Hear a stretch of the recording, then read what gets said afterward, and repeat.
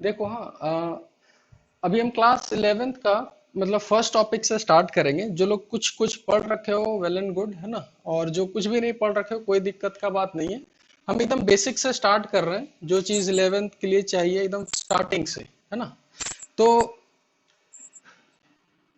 सबसे पहले हम ना जो फिजिक्स जो सब्जेक्ट है उसके बारे में हम थोड़ा पहले बता देते हैं कि कैसा सब्जेक्ट है। और 9th 10th में तुम लोग कैसे पढ़े हो, उससे हमको कोई लेना देना नहीं है। हम 11th क्लास के लिए फिजिक्स का बात कर रहे हैं कि इसमें आपको क्या चीज ध्यान में रखना है, और पहले जो पढ़े और अभी जो पढ़े हो दोनों में डिफरेंसेस क्या है। ठीक है।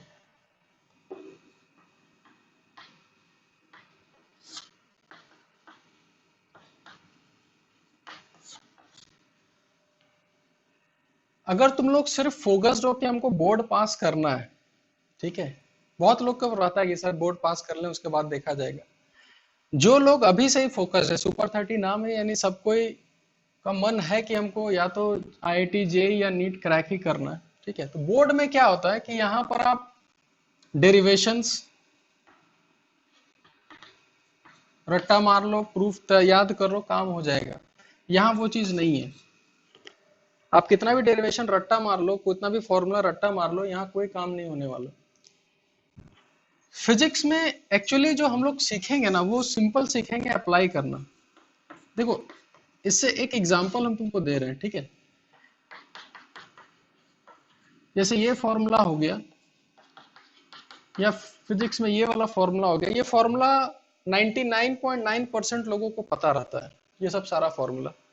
पर ये फॉर्मूला लगाते कहाँ है, कब प्लस लेना होता है, कब माइनस लेना होता है, किस डायरेक्शन में लगाना होता है, वही लोग नहीं कर पाते हैं। यानी कि फिजिक्स एक चीज सीखना मतलब हम सीख गए कि हाँ ये फॉर्मूला होता है, ये वाला होता है, ठीक है, पहला स्टेप पार कर लिए। दूसरा ये होता है कि इससे कंसेप्ट सीखना कि ये जो सब फॉर्मूला है, ये सब लगाना कब है, कहाँ लगाते हैं, कैसे लगाते हैं, प्लस माइनस का कैसे ध्यान रखते हैं। यानी कि फिजिक्स में सबसे पहले तुम कंसेप्ट सीखो। कहीं रट्टा हम पूरा बता रहे हैं, 11 से लेकर पूरा 12 तक हम जितना ही पढ़ाएंगे, हम कहीं भी तुमको एक शब्द नहीं बोलेंगे कि ये चीज याद कर लो जी। अब याद करने का ये नहीं कि अब फॉर्मूला भी याद नहीं करना है, फॉर्मूला तो याद करना ही है। पर हम ये कहीं भी याद नहीं करवाएंगे कि देखो ये क्वेश्चन का ऐसे ही बनाना है, ये कभी नहीं हम बोलेंगे। हम सिर्फ ये बोलेंगे कि तुम ये कंसेप्ट याद रखो। तुम अगर एक कंसेप्ट याद रखोगे ना, तुम उससे 1000 क्वेश्चन बना सकते हो। लेकिन अगर तुम एक क्वेश्चन याद कर लिया ना, तो जिंदगी में 2-3 क्वेश्चन से ज्यादा नहीं बनेगा। इसीलिए हम सिर्फ और सिर्फ इस पे फोकस करेंगे, कंसेप्ट के ऊपर। ठीक है। और जेई नीट क्रैक करना है ना, तो बस इसी चीज पे फोकस रहो। रट्टा मारने वाला चीज ना वो अब बंद कर दो कि रट्टा मार लेंगे और हो जाएगा ना, तो वो बहुत बड़ा गलत फहमी होगा वो। ठीक है। तो हम सबसे पहला चैप्टर स्टार्ट कर रहे हैं, स्केलर्स और वेक्टर्स। ठीक है। स्टार्टिंग से समझना, फिजिक्स बहुत मजेदार सब्जेक्ट है। एक बार मजा आ गया तो 2 साल मजा आएगा। और एक बार अगर तुमको डर बैठ गया ना दिमाग में, तो फिर 2 साल हालत खराब कर देगा ये फिजिक्स। ठीक है। तो इसलिए आराम से पहला टॉपिक है, आराम से मजे में पढ़ो, समझ में आए। ठीक है, नहीं समझ में आए पूछते रहो, सर ये कैसे हुआ, ये क्यों हुआ, ये क्यों लिखे सर। पूछते रहना हमेशा, जब तक समझ में नहीं आए तब तक अपने आप को एकदम क्लियर रखना है ना। देखो, सबसे पहला चीज, ये जो टॉपिक है स्केलर्स और वेक्टर्स, ये टॉपिक सबसे पहले अगर हम ये पूछें, 11th का पहला टॉपिक यही है। सबसे पहले अगर हम पूछे कि इस चैप्टर को पढ़ा क्यों जाता है, इसका फिजिक्स में जरूरत ही क्यों पड़ा, कोई बता सकता है कि स्केलर्स और वेक्टर्स का जरूरत ही क्यों पड़ा फिजिक्स में? कोई भी सिर्फ मेरे को ये बता दो कि स्केलर्स और वेक्टर्स का जरूरत क्यों पड़ता है फिजिक्स में पढ़ने का। वो क्या होता है वो बाद में देखा जाएगा। बताओ। ऐसे ही बता देंगे जी इधर चले जाओ, तो उसके लिए स्केलर वेक्टर क्या पढ़ने का जरूरत है?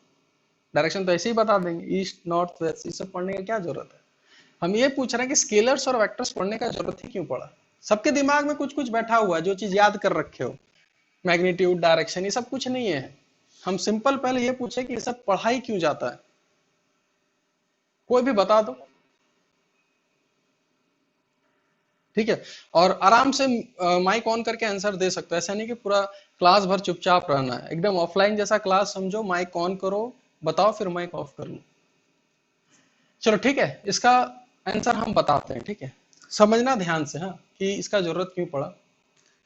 हम कोई भी चीज पूछते हैं कि भाई तुम्हारा मास कितना है,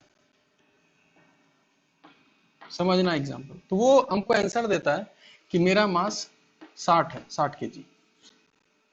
ठीक है, हम किसी से पूछते हैं कि भाई तुम्हारा हाइट कितना है, वो बोल दिया कि मेरा हाइट कुछ 6 फीट करके है। एक आदमी से पूछते हैं कि तुम्हारा घर यहां से कितना दूर है और किधर है। ठीक है, यहाँ हिंदी से ही लिख देते हैं, कितना दूर, और हमको नहीं आता है ना इसलिए हम लिख रहे हैं, थोड़ा थोड़ा कमजोर है। ठीक है, इधर देखो, कितना दूर और किधर। ठीक है, हम हिंदी में इसलिए लिख रहे हैं ना कि चीज को समझो खाली। तो वो आंसर हमको ऐसे देगा कि मेरा घर ना यहाँ से 2 किलोमीटर इधर चले जाओ। तो वो मेरे को आंसर कैसे देता है, वो आंसर देता है 2 किलोमीटर, और साथ में साथ बताता है कि यहाँ से थोड़ा नॉर्थ के डायरेक्शन में जानी है, कुछ हमको डायरेक्शन दे देता है। तो मान के चलो वो नॉर्थ की ओर बोला। ठीक है, अब इन चीजों में हम यहाँ देख क्या रहे हैं, ये सब जो मास है, हाइट है, कितना दूर और किधर, जिसको आगे जाके हम बोलेंगे डिस्प्लेसमेंट। अभी डायरेक्ट डिस्प्लेसमेंट लिख देते समझ में नहीं आता, इसलिए हम लिखे मास, हाइट और डिस्प्लेसमेंट। ये सब क्या है बताना।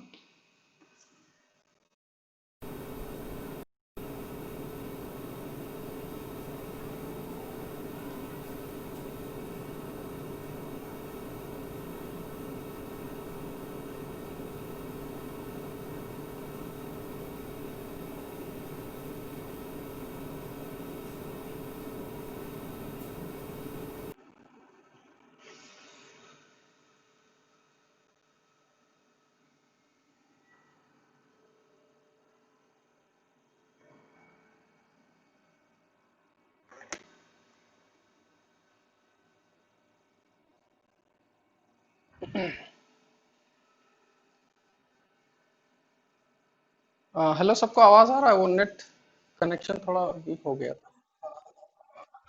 अब क्या करें, इंडिया में है थोड़ा, तो ये सब झेलना पड़ेगा। हाँ, धन्यवाद भी।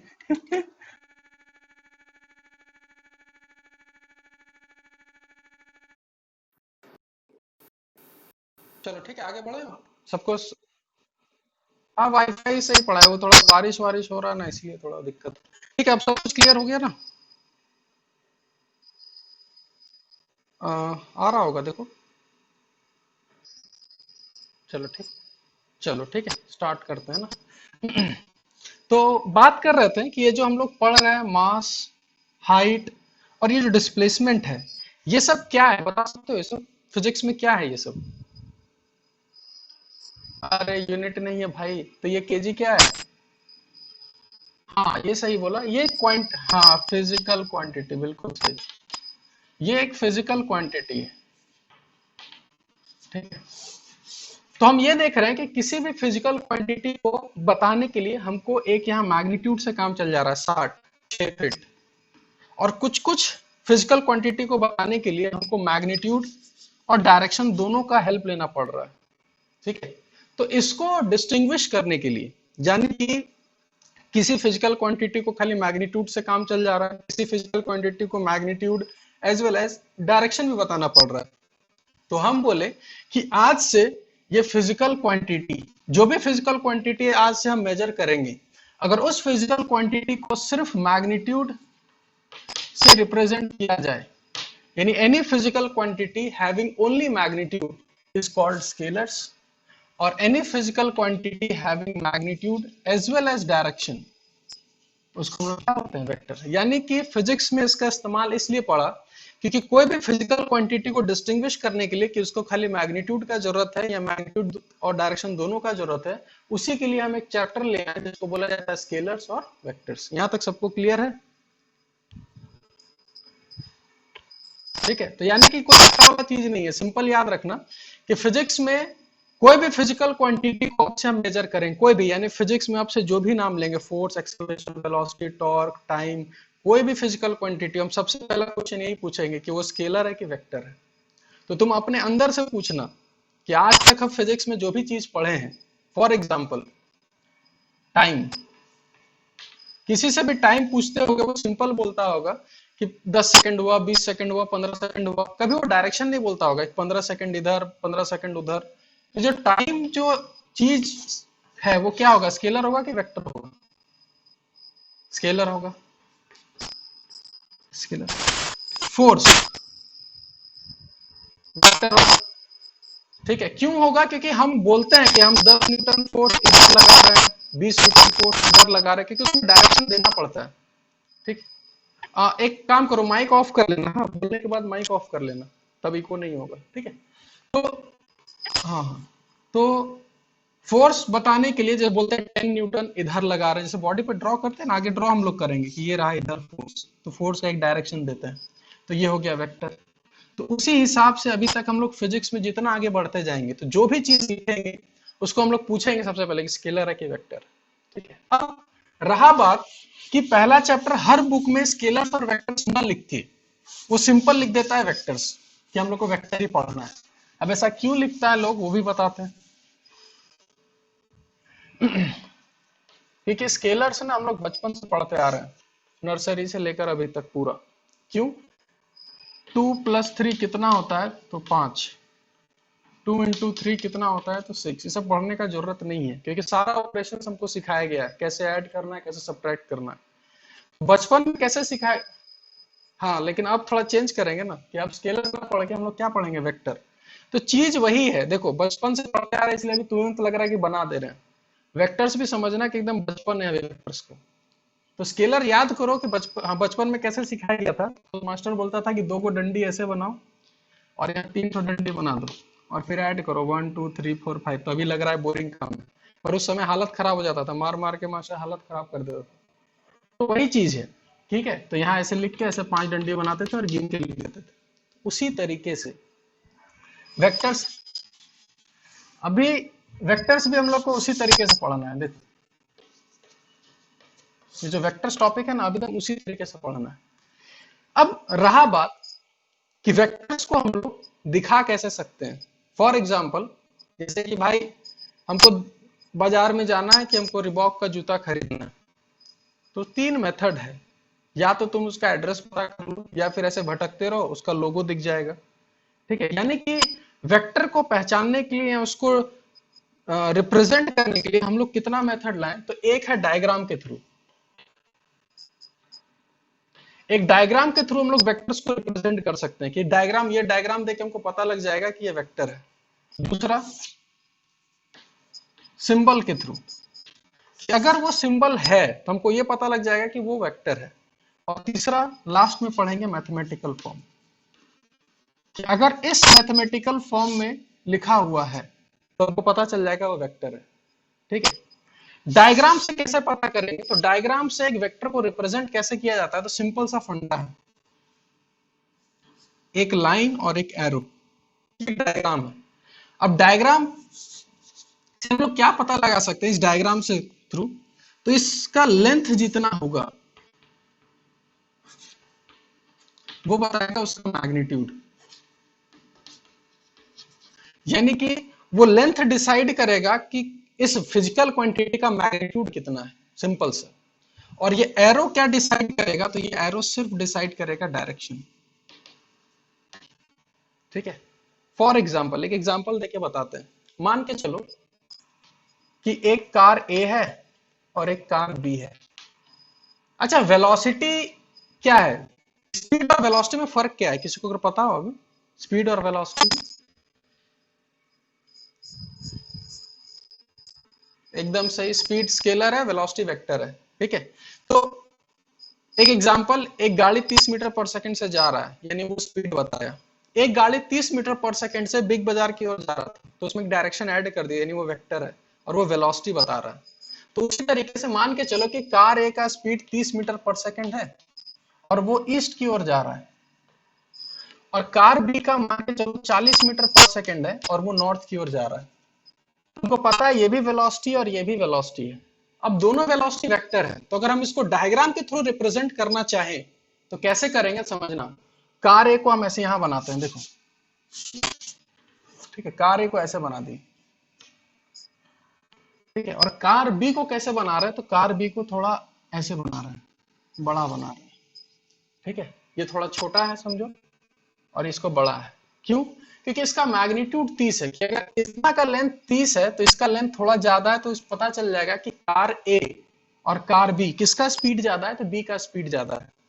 दूसरा चीज, इसका एरो इस तरफ है, यानी ये ईस्ट के डायरेक्शन में है, मान के चलो, और इसका डायरेक्शन किधर, नॉर्थ की तरफ, यानी किसी भी वेक्टर को हम डायग्राम के थ्रू रिप्रेजेंट कर सकते हैं, जिस डायग्राम में लेंथ मैग्नीट्यूड बताएगा और उसका एरो डायरेक्शन बताएगा, पहला चीज।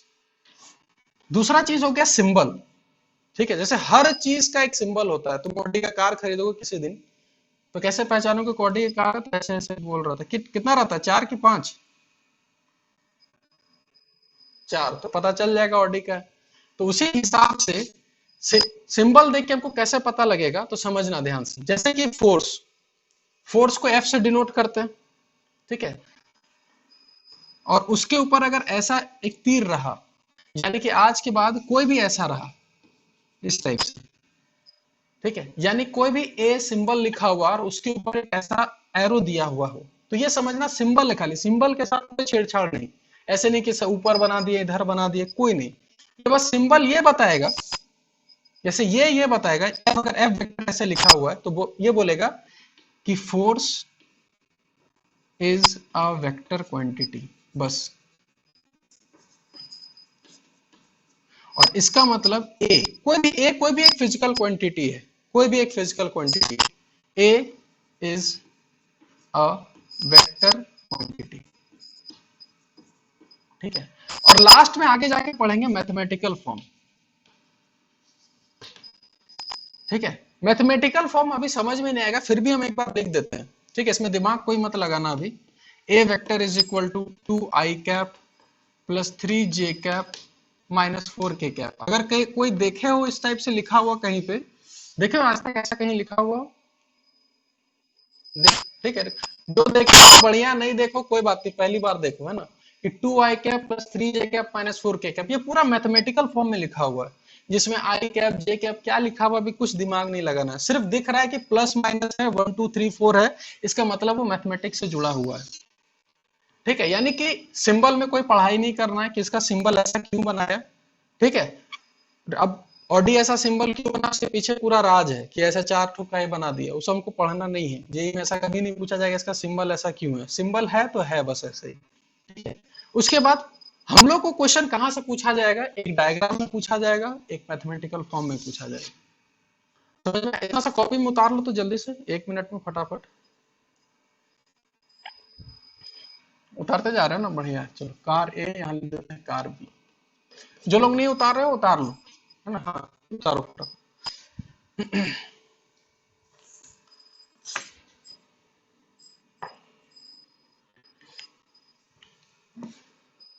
हम्म, बोलो बोलो।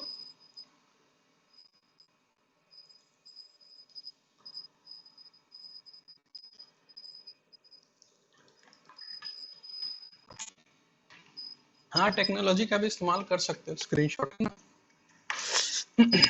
चलो आगे थोड़ा बढ़ा जाए।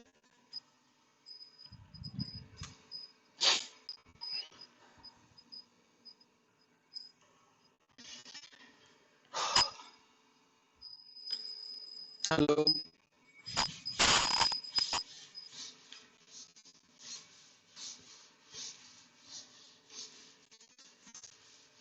ठीक है, चलो अब थोड़ा इस वेक्टर्स के बारे में थोड़ा डायग्राम के थ्रू समझते हैं,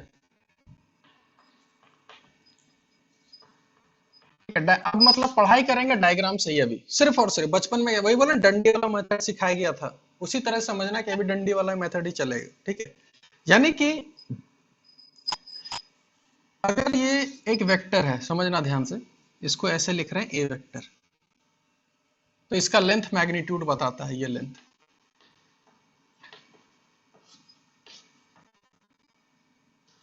ठीक है। एक चीज खाली एडिशनल ये याद रखना, क्या याद रखना है, कि अगर ऐसे लिख के ऐसे मॉड लगाया हुआ हो, ये कुछ एक सिंबल है खाली, ये जो पूरा है एक सिंबल है, और ये सिंबल क्या रिप्रेजेंट करता है, ठीक है, magnitude of A, magnitude of A vector. यानी कि अब दो सिंबल हो गया, क्या सिंबल हो गया, पहला सिंबल पढ़े थे ये, और एक सिंबल हो गया ये क्या रिप्रेजेंट कर रहा है कि एक वेक्टर क्वांटिटी है जिसके पास मैग्नीट्यूड और डायरेक्शन दोनों है, लेकिन ये रिप्रेजेंट क्या कर रहा है कि मैग्नीट्यूड, किसका मैग्नीट्यूड, ए वेक्टर का। ठीक है, इसको भी छोटा सा लिख लो फटाफट, कि कहीं भी अगर हम ऐसा मोड लगा, या फिर बहुत सारे बुक में सिर्फ ए लिख देता है, ये लिखो चाहे सिर्फ ए लिख दो, ये दोनों का मतलब, ये दोनों का मतलब एक ही चीज होता है, क्या होता है, मैग्नीट्यूड ऑफ ए। ठीक है, इसको भी छोटा सा चीज लिख लो फटाफट, उसके बाद आगे बढ़ते हैं। दो नोटेशन हो गया, ए के ऊपर एरो ए वेक्टर पूरा जिसके पास मैग्नीट्यूड डायरेक्शन दोनों हो, और एक सिंबल ए वेक्टर मॉड लगा दो या सिर्फ ए लिख दो, जो वो क्या बताएगा, मैग्नीट्यूड ऑफ ए।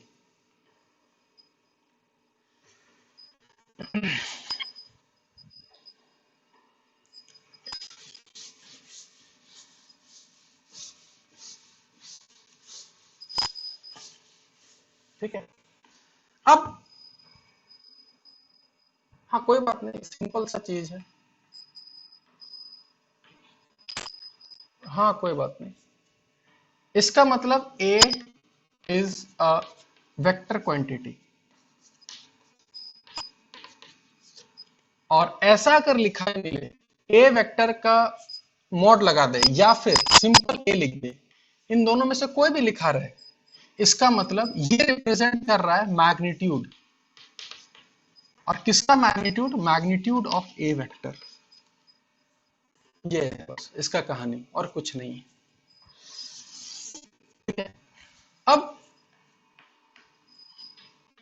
थ्योरी में, थ्योरी मतलब कुछ वेक्टर्स का थ्योरी है जो स्कूल के लिए इंपॉर्टेंट है ना, उसको हम हल्का हल्का चीज बता रहे हैं, कोई रटने का जरूरत नहीं, बस समझते जाना चीज को। वेक्टर्स कितने टाइप का होता है, ऐसे तो बहुत सारा होता है, लेकिन हम लोग को जो पढ़ना है सिंपल 4-5 पढ़ेंगे, उससे काम हम लोग का निपट जाएगा। पहला,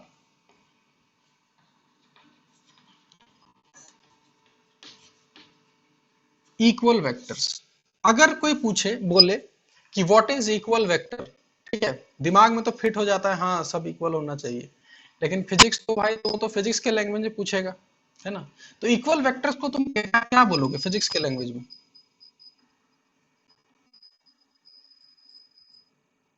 तो ऐसे वहां मैग्नीट्यूड भी सेम होना, हाँ इसमें बोलेंगे वेक्ट, हाँ दोनों सेम होना चाहिए, वेक्टर्स हैविंग सेम मैग्नीट्यूड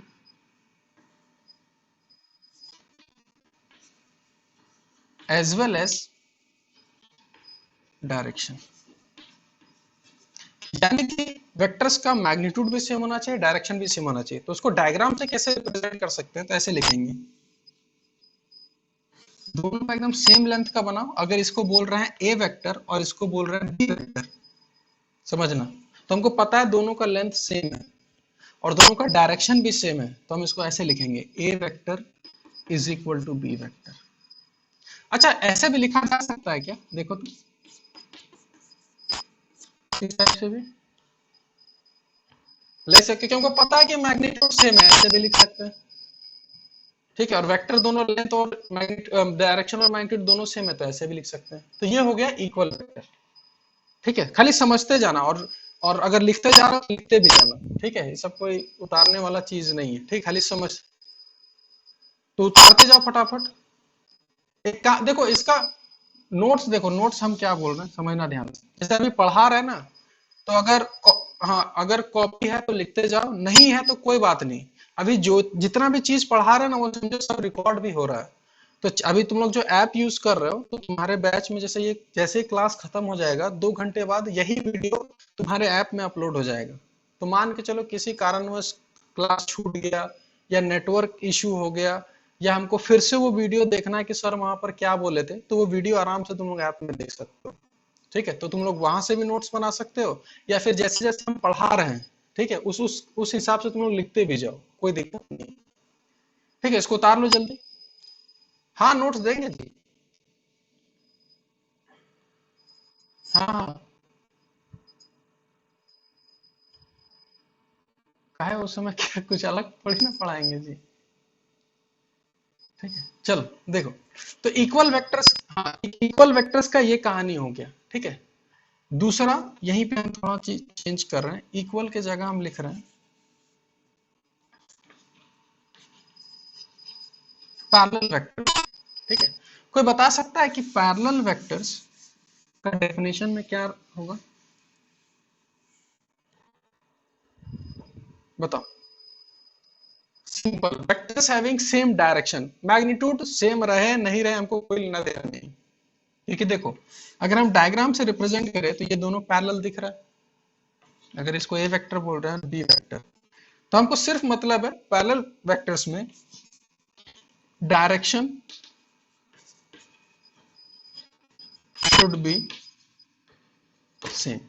बस मैग्नीट्यूड के बारे में कोई कुछ बोलना ही नहीं है। क्यों? क्योंकि मैग्नीट्यूड सेम हो भी सकता है, मैग्नीट्यूड सेम नहीं भी हो सकता है। ठीक है, अब देखो जेई वाला यहीं से एक चीज पूछ देगा, क्या पूछेगा समझना, हम क्वेश्चन यही पे पूछ रहे हैं। क्वेश्चन मतलब कि एक स्टेटमेंट है, स्टेटमेंट मतलब तुमको सिर्फ ये बताना है कि स्टेटमेंट सही लिखा है कि गलत लिखा है। ठीक है, अगर ऐसा बोला जाए कि all equal vectors are parallel vectors, क्या ये स्टेटमेंट ट्रू है या फॉल्स है? क्या लगता है कि हर एक इक्वल वेक्टर्स पैरेलल वेक्टर होगा? क्या सेम ट्रू है या फॉल्स है? अच्छा, नो नो सर, हाँ नो, देखो सब ये स्टेटमेंट ट्रू है। ठीक है, क्योंकि इक्वल वेक्टर का क्या था कि मैग्नीट्यूड भी सेम और डायरेक्शन भी सेम, और पैरेलल वेक्टर्स में सिर्फ डायरेक्शन सेम होना है, यानी हर इक्वल वेक्टर्स तुम्हारा पैरेलल वेक्टर्स होगा, ये बोलना सही है। लेकिन अगर ये लिखा जाए all parallel vectors are equal vectors, ये सही है, ये फॉल्स है। यही देख लो ना, ये पैरेलल है, ये देखो यहीं पर ये इक्वल नहीं है ना, लेकिन हर इक्वल पैरेलल है। ठीक है,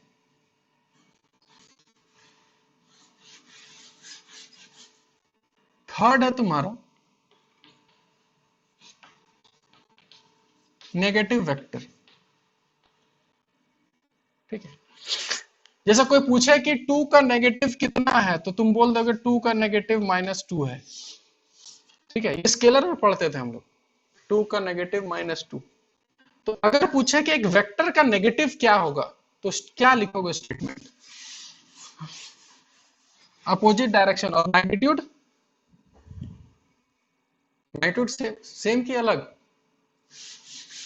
मैग्नीट्यूड सेम होगा तो खाली, अगर हाँ मैग्नीट्यूड, अगर तुम खाली ये बोल दोगे ना कि डायरेक्शन उल्टा, तो काट देगा वहीं पे। क्यों काटेगा? क्योंकि अगर ये ए वेक्टर है और इसका डायरेक्शन उल्टा कर दिए तो ये नेगेटिव नहीं हुआ, इसका मैग्नीट्यूड बढ़ गया।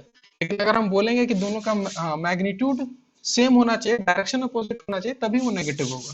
यानी सिंपल लिखेंगे magnitude same but opposite direction. ठीक है, तो अगर हम इसको रिप्रेजेंट करें, इसको ए बोल रहे हैं और इसको बी बोल रहे हैं, क्या ये लिखा जा सकता है? देखो तो, हाँ या ना, ये लिख सकते हैं या नहीं लिख सकते? हम सिंपल, क्या हम क्या पूछ रहे हैं उसका आंसर दो। अगर ये ए वेक्टर और ये बी वेक्टर है, क्या ऐसा लिख सकते हैं या नहीं लिख सकते? नहीं लिख सकते हैं। अगर ये लिख दे, इसका मतलब क्या है? वेक्टर सेम है, यानी डायरेक्शन मैग्नीट्यूड दोनों सेम है, तो कहां सेम है? उल्टा है। तो यहां पर इसको सही करने के लिए, हाँ यहां पर तुम नेगेटिव लगाओ, तब सही हो गया। ठीक है, अच्छा एक चीज और, क्या ऐसे लिख सकते हैं? ये लिख सकते हैं, क्योंकि हाँ क्योंकि ये सिर्फ मैग्नीट्यूड बता रहा है, डायरेक्शन से इसको कोई लेना देना नहीं है। ए का लेंथ और बी का लेंथ दोनों बराबर है, यानी ये लिखा जा सकता है। ठीक है, तो यही सब चीज खाली कंसेप्ट पकड़ो कि किस में क्या लिखा जा सकता है क्या नहीं, इसको उतारो छोटा छोटा चीज।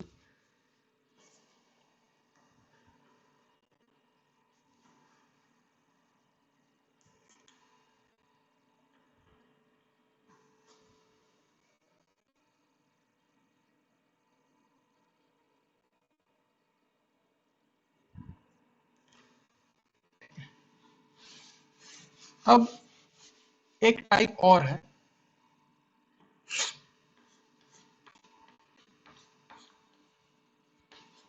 जिसको बोला जाता है नल वेक्टर। कोई बता सकता है कि नल वेक्टर क्या है? चलो ठीक है, मैग्नीट्यूड जीरो। ठीक है, और डायरेक्शन, डायरेक्शन के बारे में क्या कहना है? क्या नल वेक्टर का डायरेक्शन होगा या नहीं होगा? क्या लगता है? डायरेक्शन तो होगा भाई, क्योंकि अगर डायरेक्शन नहीं होता तो फालतू का इसको नल वेक्टर क्यों बोलते हैं? तो इसका डायरेक्शन तो होगा। तो यानी कि एक ऐसा वेक्टर है जिसका मैग्नीट्यूड जीरो है लेकिन डायरेक्शन है। तो कोई बोले कि थोड़ा इसको डायग्राम से रिप्रेजेंट करके दिखाना। कैसे रिप्रेजेंट करोगे डायग्राम से? ठीक है, तो यानी मैग्नीट्यूड जीरो है, इसका मतलब कि लेंथ है ही नहीं, तो इसको बनाएंगे फिर क्या? अब बहुत मन आ रहा है कि डॉट दे देते हैं सर, तो ऐसा नहीं।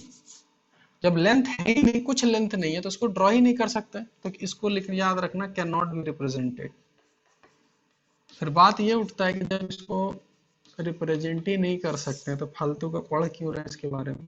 तो पढ़ इसलिए रहे क्योंकि आगे जाके कोई अगर तुमसे ये पूछे कि ए वेक्टर माइनस ए वेक्टर, इसका आंसर क्या दोगे? क्या लिखोगे?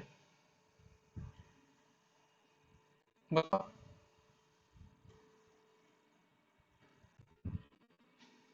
2 - 2 आंसर कितना होता है? जीरो होता है ना। उसी तरह से तुमसे कोई पूछे कि ए वेक्टर माइनस ए वेक्टर, आंसर क्या दोगे? गुड। तो इसका आंसर यहाँ ऐसे जीरो कभी मत बोलना। जीरो इसलिए नहीं बोलना है कि समझना कि वेक्टर में ना जीरो का एक नया नाम हो गया। क्या होगा कि वेक्टर को ऐड करेंगे चाहे सब्ट्रैक्ट करेंगे वो वेक्टर ही निकलेगा, आगे जाके भी पढ़ाएंगे। तो अभी से याद रखना है कि आज से इस जीरो का नया नाम हो गया वेक्टर में एंटर करते ही, जिसको हम लोग ये बोल रहे हैं कि ये तुम्हारा। तो कोई पूछे कि ए वेक्टर माइनस ए वेक्टर क्या होगा, तो यहाँ जीरो की जगह यहाँ सिंपल बोलना नल वेक्टर, बस और कुछ नहीं। इसलिए इसीलिए इसको रखा गया नल वेक्टर का, खासियत यही है बस। नल वेक्टर मतलब मैग्नीट्यूड जीरो, डायरेक्शन होगा, किधर होगा वो आगे जाके देखेंगे, है ना। तो ये, हाँ बोलो। हाँ, क्या पॉइंट का डायरेक्शन कैसे होगा जी? तुम पॉइंट, एक पॉइंट देखो, नल वेक्टर का डायरेक्शन होगा, किधर होगा वो आगे जाके हम लोग पढ़ लेंगे किधर होगा डायरेक्शन। ठीक है, जैसे कि मान के, अच्छा एक नल वेक्टर का एग्जांपल दो तो, हम देखना चाहते हैं कितने लोग इसको समझ रहे हो। एक नल वेक्टर का एग्जांपल दे दो। एग्जांपल, एग्जांपल डेली लाइफ का एग्जांपल कि वो नल वेक्टर बताओ। कैसे नहीं होगा, एक हम एग्जांपल दे देते हैं, सिंपल समझना, ठीक है। पापा गाड़ी में बैठे हुए हैं, तुम भी बैठे हुए हो, गाड़ी स्टार्ट है और हमको बिग बाजार की ओर जाना है। तो पूछेगा कि तुम्हारा वेलोसिटी कितना है, क्या बोलोगे? जीरो है। जीरो कैसे नहीं पता जी, रुका हुआ है तो जीरो है ना। ठीक है, कोई बात नहीं, ठीक है। तो वेलोसिटी जीरो है लेकिन तुम्हारा डायरेक्शन है कि अभी तुमको जान, माइक ऑफ कर लो, माइक ऑफ कर लो, माइक माइक ऑफ कर लो। हाँ, ठीक। तो ये है कि तुम्हारा भी कार का वेलोसिटी जीरो है, ठीक है, लेकिन तुम्हारा डायरेक्शन फिक्स है कि हमको बिग बाजार जाना है, तो उस समय हम बोलेंगे कि मेरा वेलोसिटी जीरो है। ठीक है, लेकिन उसको अगर तोड़ के बोला जाए कि स्पीड मेरा जीरो है लेकिन डायरेक्शन बिग बाजार की ओर है, तो वो एक एग्जांपल हो गया नल वेक्टर का। तो वही हम बोल रहे हैं, इसको समझो खाली। ठीक है, कि ऐसा नहीं कि जीरो है तो कोई डायरेक्शन नहीं होगा, डायरेक्शन है। ठीक है, तो इसको आगे और समझ में आएगा, अभी खाली एक एग्जाम्पल से हम समझा दिए। ठीक है, तो नल वेक्टर का मतलब मैग्नीट्यूड जीरो, डायरेक्शन होगा, किधर होगा वो आगे जाके देखेंगे। इसको रिप्रेजेंट नहीं किया जा सकता किसी भी हालत में।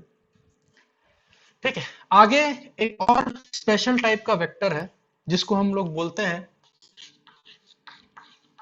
Unit vector. यूनिट वेक्टर का क्या खासियत है बताओ? मैग्नीट्यूड वन, एग्जैक्टली वन, है ना? जिस वेक्टर का एक मैग्नीट्यूड एग्जैक्टली वन होता है वो यूनिट वेक्टर में आता है, डायरेक्शन तो होगा ही होगा। ठीक है, अब इस यूनिट वेक्टर का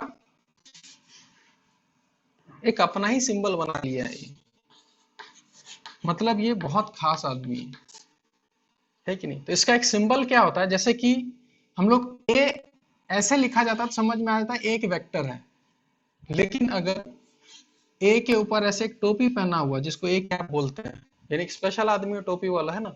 तो अगर ऐसा लिखा हुआ हो तो ये भी एक वेक्टर है, ये भी एक वेक्टर है, ये भी एक वेक्टर है, लेकिन इन दोनों में अलग क्या है कि इसका मैग्नीट्यूड कुछ भी हो सकता है, लेकिन इसका मैग्नीट्यूड जो है वो परफेक्टली कितना होगा, वन होगा, तो इसीलिए इसका अलग सिंबल। हाँ, जैसे याद करो भी मैथमेटिकल फॉर्म में लिखे थे हम, अगर कोई ध्यान दिया होगा तो 2i cap plus 3j cap minus 4k cap, पर यहाँ पर जो आई कैप है, जे कैप है और के कैप है, ये तीनों का तीनों तुम्हारा यूनिट वेक्टर है, कि आगे जाके हम लोग पढ़ेंगे अच्छे से।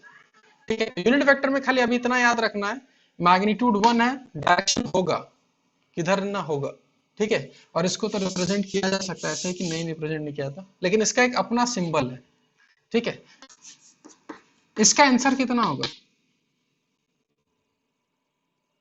वन होगा। ठीक है, तो ये हम लोग सिर्फ थ्योरी पढ़ लिए, स्कूल का काम खत्म, स्कूल में यही सब पूछेगा, equal, parallel, null vector, unit vector, यही सब पूछेगा। ठीक है, दो तीन और टाइप्स, हाँ बोलो बोलो बोलो। क्या किसी दो वेक्टर का एंगल?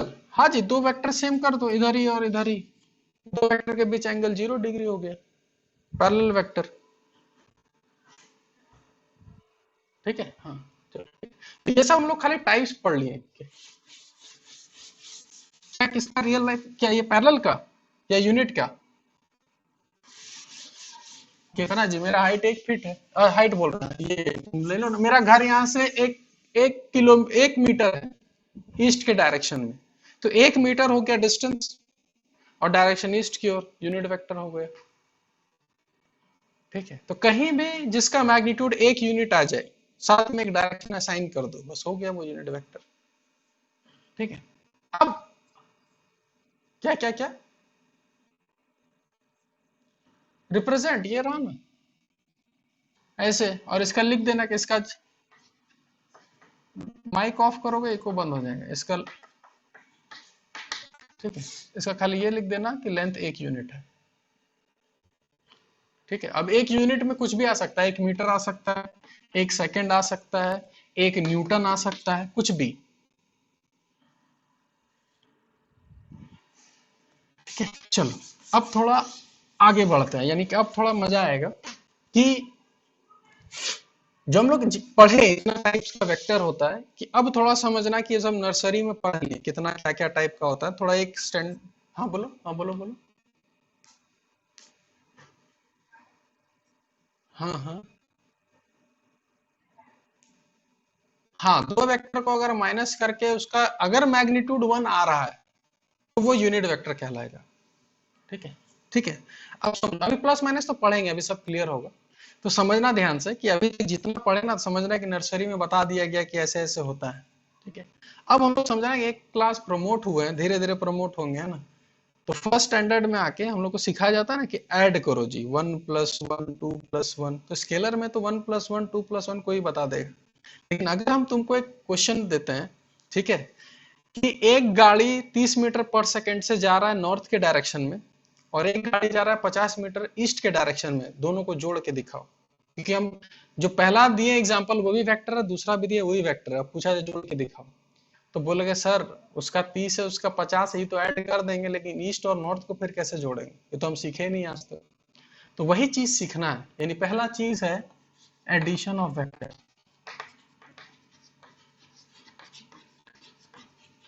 कि वेक्टर को ऐड कैसे किया जाए।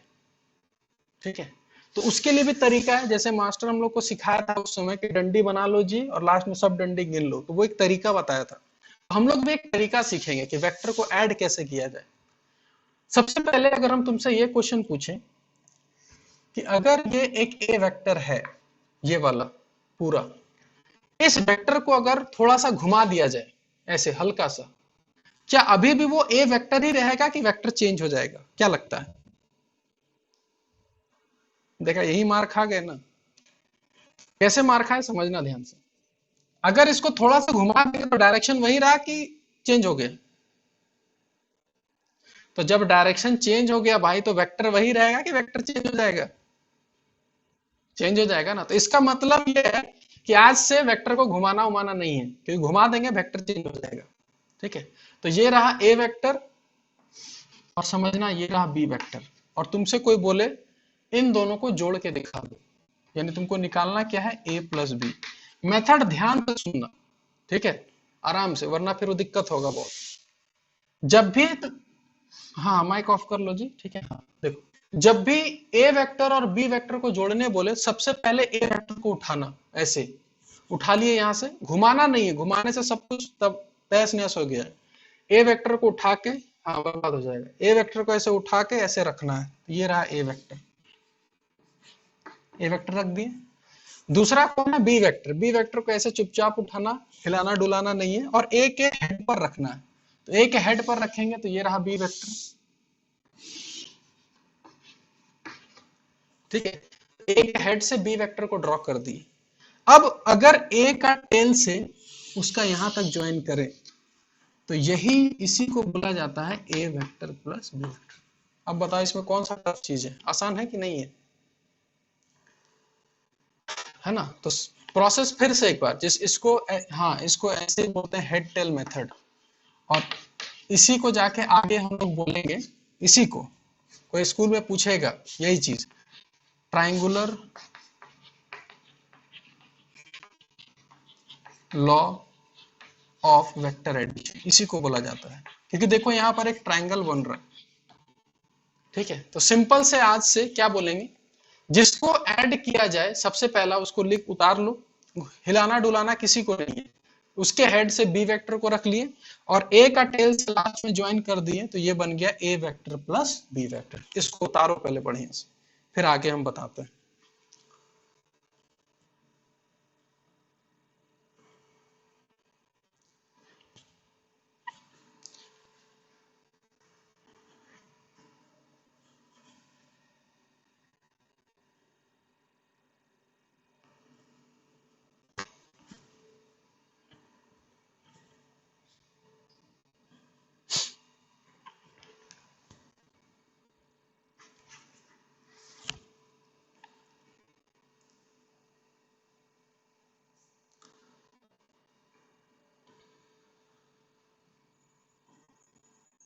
चलो बहुत बहुत बढ़िया, चलो आगे बढ़ता है ना। अब इसी, हाँ घर में ही है जी, बाहर कहाँ जाओगे। देखो, अगर ये बी वेक्टर, ए वेक्टर और बी, हम लोग ए प्लस बी निकाले, कोई बोला कि एक काम करो तो बी प्लस ए निकालो, ठीक है। तो सबसे पहले बी को पकड़ो, और ये रहा बी, बी को उठा कैसे रखो, तो ये रख दिए बी वेक्टर को, उसके हेड से ए वेक्टर, ए वेक्टर को उठाओ और यहां रख दो, और लास्ट में बी से ए जोड़ दो, तो इसको बोलेंगे बी वेक्टर प्लस ए वेक्टर। किसी को कोई दिक्कत इसमें, किसी को भी? हाँ, वो देखेंगे अभी कि सेम है कि अलग है, वो देख लेंगे अभी। ये बी प्लस ए समझने में कोई दिक्कत तो नहीं? चलो, तो अब ये जैसे पूछा कि सर ए प्लस बी निकाले और बी प्लस ए निकाले, ये सेम है कि नहीं है, तो इसको हम लोग एक देखते हैं प्रूफ करके, और हो सके इसको प्रूफ भी दे दे। जैसे हम लोग पढ़े थे बचपन में कि 2+3 और 3+2 दोनों का आंसर 5 ही आता है, यानी हाँ। चलो, अच्छा ये बता दो, तो इसको कौन सा लॉ बोला जाता है? कम्यूटेटिव लॉ, बिल्कुल सही। हाँ ठीक है, तो यानी कि यहां भी चेक करते हैं कि क्या a प्लस बी को और b प्लस ए को सेम बोला जा सकता है कि नहीं बोला जा सकता, और ये प्रूफ भी आता है। और इस प्रूफ को ध्यान से समझना। ये रहा a वेक्टर और इसको मान लेते हैं b वेक्टर। ठीक है, तो सबसे पहले हम लोग a प्लस बी निकालते हैं, और a प्लस बी हम लोग निकाल के रखे थे यहाँ पर। ठीक है, ध्यान से देखना, a और उसके हेड से b। ठीक है, तो ये वाला जो है वो हो जाएगा a प्लस बी। ठीक है, अब समझना, थोड़ा सा खाली समझना, एक समय के लिए भूल जाओ कि यहाँ कुछ है। ठीक है, यहाँ पर हम समझना कुछ नहीं है। तो a प्लस बी निकाल लिया, अब हमको निकालना है b प्लस ए। समझना, यहाँ कुछ ड्रॉ नहीं किए, और हम यहां से अपने मन से एक b वेक्टर बनाते हैं, यही वाला b वेक्टर। ठीक है, और b के हेड से a बना देते हैं। ठीक है, तो अब समझो कि अगर b से लेकर यहां तक ज्वाइन करें तो क्या इसको b प्लस ए बोल सकते हैं? बोल सकते हैं। तो फिर हम क्या देख रहे हैं कि भाई यहां से यहां तक a प्लस बी भी है और यहां से यहां तक b प्लस ए भी है। इसका मतलब दोनों का लेंथ सेम है, दोनों का डायरेक्शन भी सेम है। यानी आज के बाद a प्लस बी को हम b प्लस ए भी बोल सकते हैं। इसका मतलब अगर कोई पूछे कि क्या addition of vector commutative law follow करता है या नहीं करता है, तो आंसर क्या दोगे? करता है ना। और इसी को आगे जाके स्कूल में बोला जाता है parallelogram gram law of vector addition.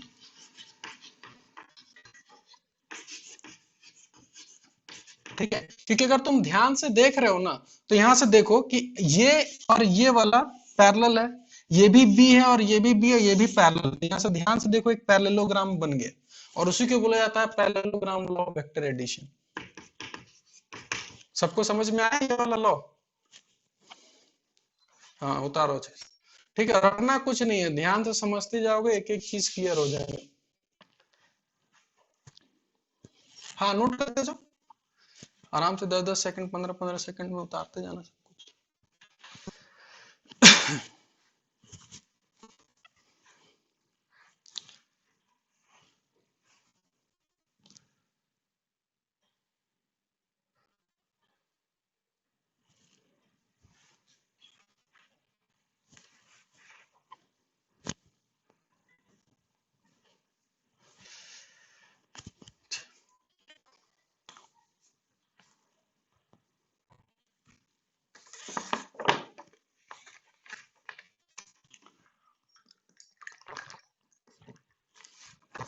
भूली देखे हो?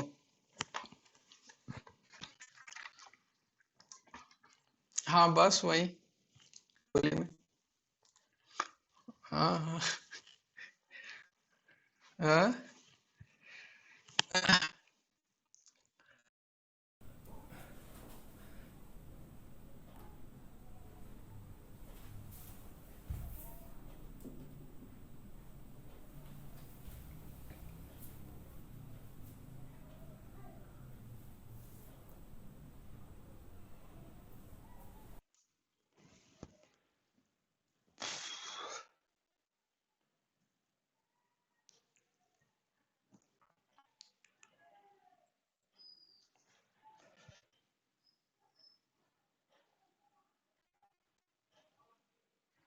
चलो, ऑडियो वीडियो सबको आ रहा है? बीच में नेट चला गया था जी। आ रहा है सबको क्लियर? चलो ठीक है, आगे बढ़ते हैं। ठीक है, देखो, ये हो गया एडिशन के बारे में। ठीक है, अब नहीं आ रहा है? एक मिनट देखते हैं जरा, है ना। आ रहा होगा, आ रहा होगा, देखो थोड़ा। हाँ हाँ, मेरे वाले में चले जा। हाँ हाँ, ठीक है, आ रहा होगा, देखो एक बार। ठीक है, चलो इधर देखो। हाँ, अब रहा बात कि जैसे हम लोग को सिखाया जाता था कि 2+3+5 ऐड करो जी। तो हम लोग पहले क्या करते थे? पहले 2+3 ऐड करते थे, और फिर जो भी आया और उन दोनों को फिर ऐड करते थे। तो उसी तरीके से अगर तुमसे बोला जाए कि ये रहा ए वेक्टर, ये रहा बी वेक्टर, और ये रहा सी वेक्टर। और बोला जाए कि ऐड करो a प्लस बी प्लस सी, तो मेरा पहले काम क्या रहेगा कि सबसे पहले a प्लस बी ऐड करते हैं। ठीक है, a और b ऐड किया जाए, तो ये रहा a, फिर ये रहा b, तो ये आ गया मेरे पास a प्लस बी। चलो, तो a प्लस बी हमको मिल गया ये वेक्टर। अब a और b को भूल जाना है, ध्यान से समझना। a प्लस बी मिल गया, अब a प्लस बी और c को ऐड करना है। तो यानी कि c वेक्टर को किसके हेड से बनाओगे, a वेक्टर के हेड से, b वेक्टर के हेड से, या a प्लस b वेक्टर के हेड से? कहां से बनाओगे c वेक्टर को? a प्लस बी, है ना? तो ये रहा c वेक्टर। ठीक है, तो a प्लस बी के हेड से c, और फाइनली इसको ज्वाइन कर दी, तो ये हो गया a vector plus B vector plus C vector. ठीक है, तो फिर एक चीज यहाँ ये देखना है कि अगर हमको 10 वेक्टर दिया जाता तो फिर दो दो दो दो करके बनाना पड़ता। ठीक है, और इसको गौर से अगर देखो कि लास्ट में क्या हुआ, तो a प्लस बी को अगर भूल जाया जाए एक समय के लिए और a प्लस बी प्लस सी देखा जाए, तो देखो a के हेड से है b, b के हेड से है c, और लास्ट में सबको ज्वाइन कर दो। ये देख पा रहे हो सब कोई कि अगर a प्लस बी प्लस सी को जोड़ा जाए तो कुछ मत करो, a वेक्टर बनाओ, उसके हेड से b वेक्टर बनाओ, उसके हेड से c वेक्टर बनाओ, और लास्ट में ज्वाइन कर दो। ये समझ में आया सबको? हेलो, है ना? अब देखो, है ना? तो इसको देख ये रहे कि अगर दो से अधिक वेक्टर को ऐड करना है तो सबको हेड से हेड बनाते जाओ और लास्ट में ज्वाइन कर दो। और इसी लॉ को एक फिर से नया नाम दे दिया गया, जिसको हम लोग बोलते हैं पॉलीगन लॉ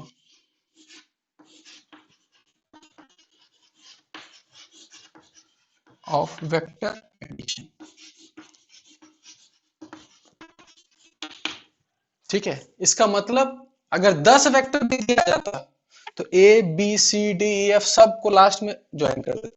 ठीक है, अब इसी में समझना ध्यान से, हाँ, कि अगर हमसे ये बोला जाता सी प्लस ए प्लस बी कि इसको जोड़ के दिखाना, ठीक है, तो हमको सबसे पहले क्या करते, सी वेक्टर बनाते, उसके हेड से ए वेक्टर बनाते, और उसके हेड से बी वेक्टर बनाते, ऐसा, और लास्ट में इसको ज्वाइन कर देते।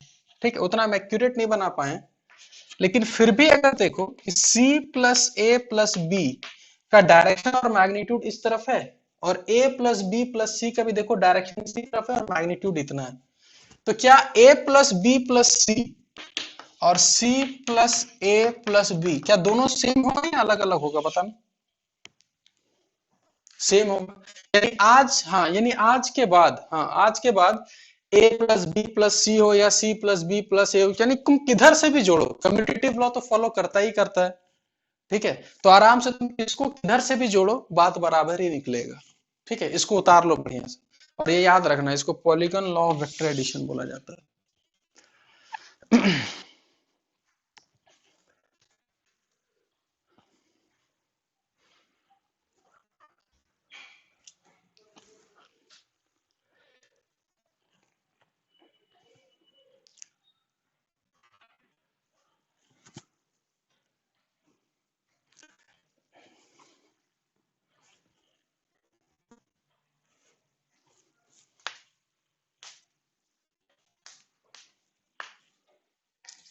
चलो,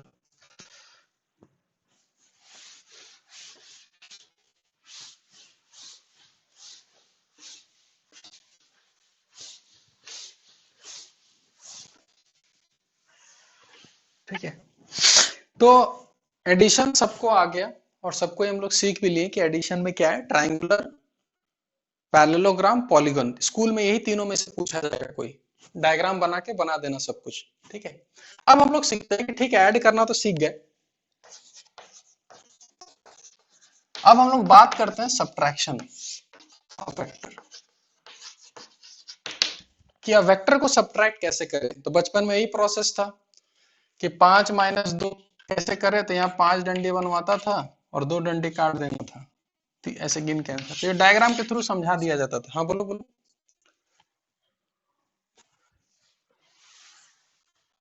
क्या मैग्नीट्यूड दे के मतलब फॉर जैसे हम्म ना ना ना ना ना, अभी देखो वैल्यू नहीं दे सकते ना। अब हमको कैसे पता रहेगा कि अगर इसको हम 10 लिखे हैं, समझना ध्यान से, और इसको 15 लिखे हैं, तो एग्जैक्ट फिर स्केल से नाप के बनाना होगा ना। तो इसलिए अभी रफली से हम सीखना, रफली कि ऐड कैसे किया था, सब्ट्रैक्ट किया कैसे किया जाता है। कोई तुमसे एग्जैक्ट थोड़ी ना पूछेगा कि इसको 10 एग्जैक्ट बनाओ, इसको 15 एग्जैक्ट बनाओ, ऐसा कुछ नहीं है। बस रफली हम सिखा रहे हैं कि ऐड कैसे करना और सब्ट्रैक्ट कैसे करना है। तुम स्केल से बनाओगे ना, नाप नाप के एकदम 100% एग्जैक्ट बोल रहे हैं, सेम आएगा। तुम स्केल से नापना 10, 15, 30 और इसको फिर ड्रॉ करना और एग्जैक्ट नापना। ठीक है, फिर उल्टा मेजर करना 15, 10, 13। ठीक ना, एकदम एग्जैक्ट सेम आएगा। हम खाली रफली बता रहे हैं कि ऐड एकदम एकदम एकदम आगे पढ़ना ही यही चीज है। इसलिए तो बोला अभी खाली सीखते जाओ, आगे जो भी पूरा फिजिक्स आगे जितना भी चीज पढ़ाएंगे ना, हम अभी भी बता रहे हैं हर चैप्टर में वेक्टर का रोल है। हर चैप्टर में हम तुमको स्टार्टिंग से बताएंगे, जैसे ही डिस्टेंस डिस्प्लेसमेंट पढ़ाई स्टार्ट करेंगे वहीं पर वेक्टर नजर आ जाएगा। तो तुमको वहीं से लगेगा कि वेक्टर का जो यूज है वो बहुत जगह है और बहुत ज्यादा है। ठीक है, चलो आगे थोड़ा पढ़ते हैं। अब रहा बात सब्ट्रैक्शन ऑफ वेक्टर का, कि वेक्टर को सब्ट्रैक्ट कैसे करें। तो यहां भी लोग दिमाग लगा लिया। क्या दिमाग लगाया, समझना ध्यान से। हाँ, अगर इसको बोला गया ए वेक्टर और इसको हम लोग बोल रहे हैं बी वेक्टर, ठीक है, और बोला कि एक काम करो, ए माइनस बी वेक्टर निकालो। ठीक है, तो यहां पर वो दिमाग क्या लगाया कि अगर ये बी वेक्टर है, तो अगर हम मैग्नीट्यूड सेम रखें और इसका डायरेक्शन उल्टा कर दे, तो क्या इसको माइनस बी वेक्टर लिख सकते हैं या नहीं लिख सकते हैं, बताओ। लिख सकते हैं, ठीक है। अब क्या किए, हाँ लिख सकते हैं। अब क्या किए हम लोग, इस बी वेक्टर को गोली मारो, हमको ए माइनस बी चाहिए ना। तो हम क्या किए, हमको एडिशन करना तो आता है।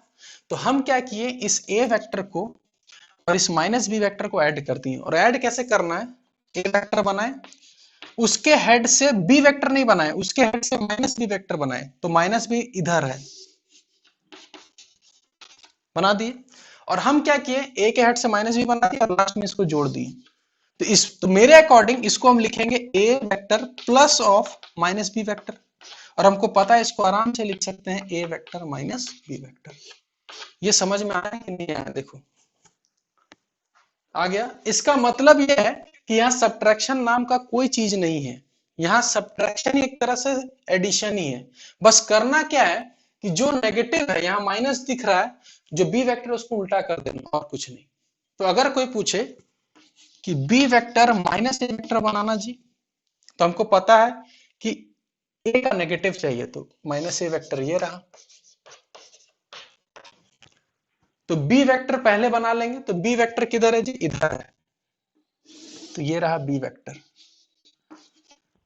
ठीक है, एक काम करो, इसको थोड़ा इधर बनाते हैं। ये रहा बी वेक्टर।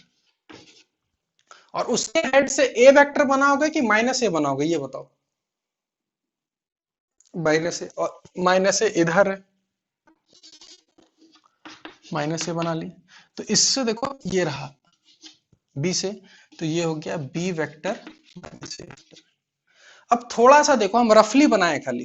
ठीक है, अगर कोई देखे कि a माइनस बी का डायरेक्शन इधर है और b माइनस ए का डायरेक्शन इधर है, तो क्या इन दोनों का डायरेक्शन सेम है कि जस्ट अपोजिट है, क्या लग रहा है, जस्ट अपोजिट है। ठीक है, और हम रफली बनाए इसलिए, लेकिन a माइनस बी और b माइनस ए दोनों का मैग्नीट्यूड पूरा सेम आएगा। वो डायग्राम के एग्जैक्ट तो हम बना नहीं पा रहे, लेकिन दोनों का मैग्नीट्यूड सेम आएगा, लेकिन दोनों का डायरेक्शन अपोजिट है। तो क्या हम ए वेक्टर माइनस बी वेक्टर को लिख सकते हैं बी वेक्टर माइनस ए वेक्टर, हाँ या ना। नहीं लिख सकते, क्योंकि डायरेक्शन अपोजिट है। तो subtraction of vector commutative law follow करता है कि नहीं करता है, नहीं करता है ना। अच्छा, नहीं करता। तो अगर हम इसको बराबर लिखना है, तो क्या इसके आगे इक्वल टू का जैसे नेगेटिव लगा दे, तब बराबर हो गया, देखो तो। हाँ हो गया, ठीक है। लेकिन अगर मान के चलो कि जेई में अगर ये पूछा जाए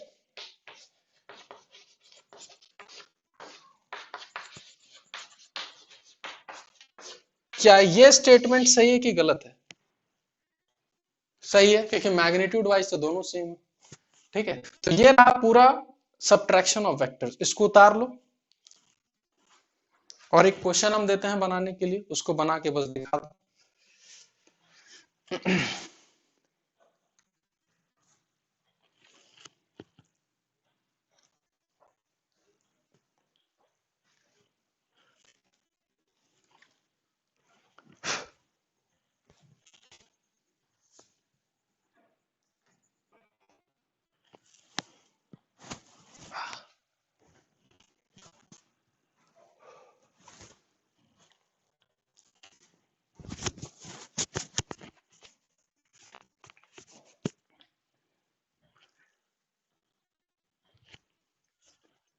चलो हो गया। अब क्वेश्चन देते हैं एक, और उसको तुम लोग को बना के दिखाना है। ठीक है, अब सब हम सिखा दिए कैसे ऐड किया जाता है, कैसे सब्ट्रैक्ट किया जाता है।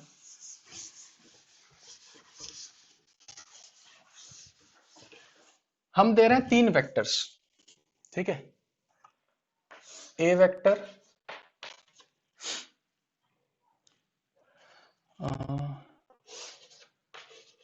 बी वेक्टर, सी वेक्टर। ठीक है, रफली बनाना है, सिर्फ एग्जैक्ट नहीं चलेगा, कोई दिक्कत नहीं, बस रफ में सही बनाना। हमको बताओ डायग्राम के थ्रू,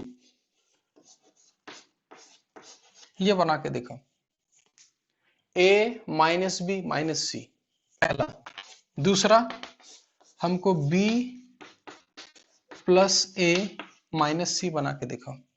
ये दो डायग्राम के थ्रू हमको बना के दिखाओ। तुम लोग बनाओ, हम देखेंगे कहां से। बस तुम लोग बनाओ, चेक करना ईमानदारी से कि सही की गलत है। चलो ट्राई करो, और ट्राई करो, गलत हो सही हो, गलती से ही आदमी सीखेगा, ये याद रखना। बस तुम ट्राई करो बनाने का।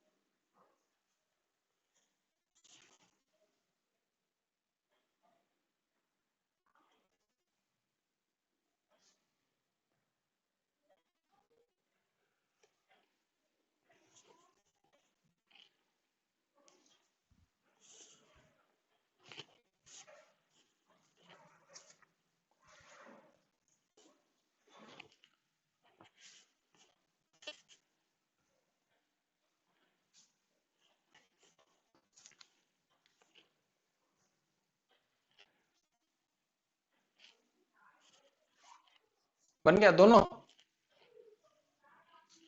चलो ठीक है, बाकी लोग को देते हैं और 2 मिनट बनाने का, फिर उसके बाद डिस्कस करते हैं साथ में। बन गया ना? चलो बहुत बढ़िया।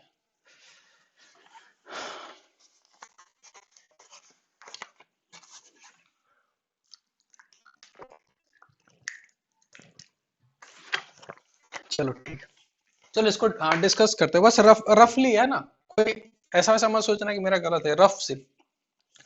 ए माइनस बी माइनस सी, ठीक है, हम तुरंत बनाते हैं, और थोड़ा सीख गए अगर तो समझ में आ जाएगा कि ये रहा ए वेक्टर, उसके हेड से बी नहीं बनाना, हमको माइनस बी बनाना है।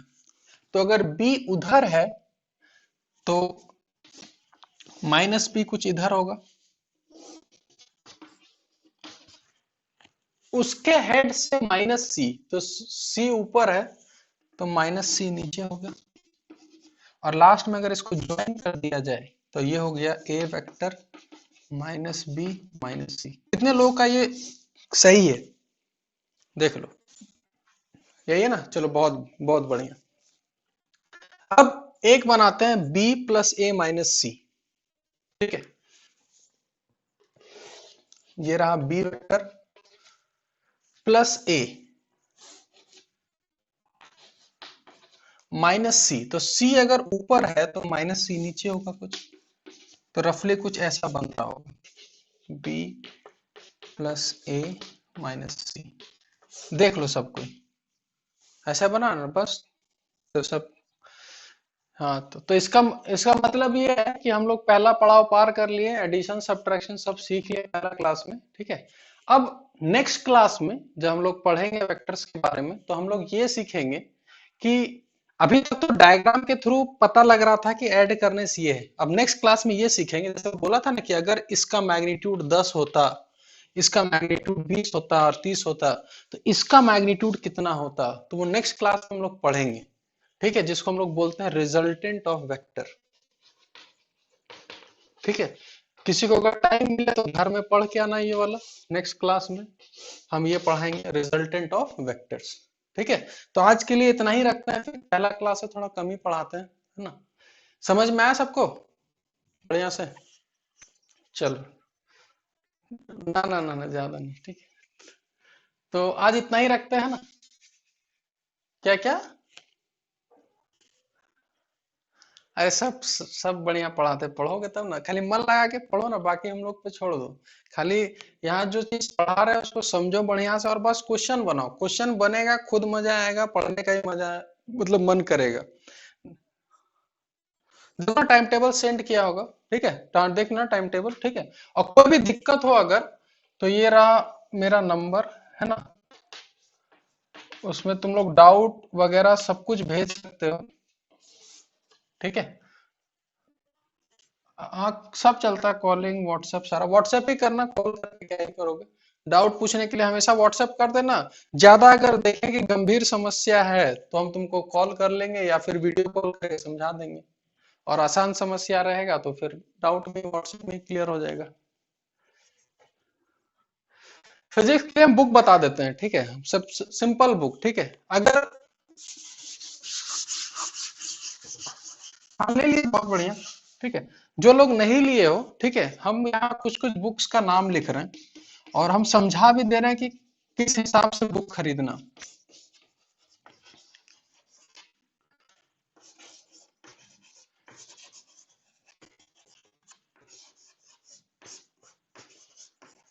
ठीक है, देखो, एच सी वर्मा बोलते हैं खरीद लेने के लिए, ठीक है। एच सी वर्मा बढ़िया बुक है, इसमें थ्योरी नाम का कोई चीज नहीं है, मतलब थ्योरी उतना समझ में नहीं आएगा, पर क्वेश्चन के हिसाब से, क्वेश्चन के मामले में मस्त है वो, ठीक है। उसके बाद, हाँ बता रहे, सब बता रहे ध्यान से। उसके बाद डीसी पांडे आता है, ठीक है। तो डीसी, एच सी वर्मा और डीसी पांडे में क्या फर्क है हम बता देते हैं, कि अगर जैसे होता है ना जेई मेंस का एग्जाम होता है, फिर जेई एडवांस का एग्जाम होता है, तो एच सी वर्मा अगर तुम पूरा सॉल्व कर लिए, इसका मतलब तुम जेई मेन के पूरा लायक हो गए हो। लेकिन एडवांस में तुम निकाल भी सकते हो, नहीं भी निकाल सकते, कोई गारंटी नहीं। लेकिन अगर तुम डीसी पांडे वगैरह बना रहे हो, तो जेई मेन तो बाएं हाथ से निकल जाएगा ऐसे ही। एडवांस में चांसेस है कि तुम क्वालिफाई कर जाओगे। अब रहा, हाँ, बीएम शर्मा ऐसा बुक है कि अगर तुम इसको 100% बना लेते हो, तो तुम्हारा ये गारंटीड रहेगा कि जेई मेंस और एडवांस दोनों निकलेगा। और एक बुक हम बताते हैं, यूरोडो, वो सब हम तो प्रिफर नहीं करते हैं, लेकिन देखो कोई बुक खराब नहीं होता है, सब बुक में सही लिखा है। बस होता है क्या है कि किसी में क्वेश्चन कुछ दूसरा है, थ्योरी दूसरा है। तो मेरे हिसाब से H C Verma, DC Pandey, ये दो बेसिक बुक अभी खरीद लो। जिसको लगता है कि नहीं हम एक ही बार सिंगेज खरीदेंगे, खरीद सकते हो, कोई बुरा बात नहीं है, तुम डायरेक्ट सिंगेज कर दो। सिंगेज में इन दोनों का कॉम्बिनेशन प्लस एक एडवांस और ऊपर दिया हुआ है, यानी ये थ्योरी के हिसाब से बहुत बढ़िया है, प्लस क्वेश्चन के हिसाब से भी बहुत बढ़िया है, ठीक है। तो बीएम शर्मा खरीद सकते हो, बहुत बढ़िया बुक है, ठीक है, हम इसको रिकमेंड भी करते हैं। पर लोग एच सी वर्मा खरीद ही लेते हैं, ठीक है, तो उसके लिए बोलते हैं कि H C Verma, DC Pandey, BM Sharma खरीद लो, कोई दिक्कत नहीं है।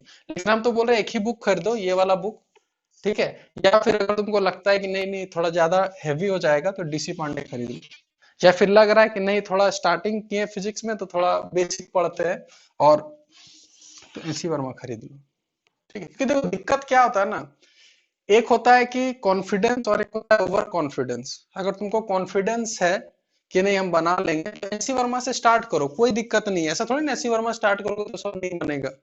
फिर आता है ओवर कॉन्फिडेंस, नहीं हम डायरेक्ट यही खरीदेंगे और यहीं से बनना स्टार्ट करेंगे। तो होता क्या है कि बच्चा जब इसको ले लेता है और क्वेश्चन नहीं बनना चाहता ना, डिमोटिवेट हो जाता है, फिर डर स्टार्ट हो जाता है। इससे अच्छा क्या है कि आप एचसी वर्मा खरीदो। क्या जी, आजकल तो गूगल में फ्री में सब कुछ मिल जाता है, सब कुछ फ्री में अवेलेबल है। ये बुक अवेलेबल है, ये बुक, जो बुक चाहिए हमको बोल देना, हम ग्रुप में शेयर कर देंगे। ठीक है, तो HC Verma, DC Pandey, BM Sharma, ठीक है, हम ग्रुप में अब हम उसका पीडीएफ भेज देते हैं। तो बुक को देखना और खुद डिसाइड करना कि कौन सा हमको लेने का ये है। ठीक है, समझ में आया? कोई डाउट है तो बोलो। और ठीक ठीक है, तो आज इतना ही रखते हैं, फिर मिलते हैं वेडनेसडे को, है ना? चलो बाय। हाँ, ओके।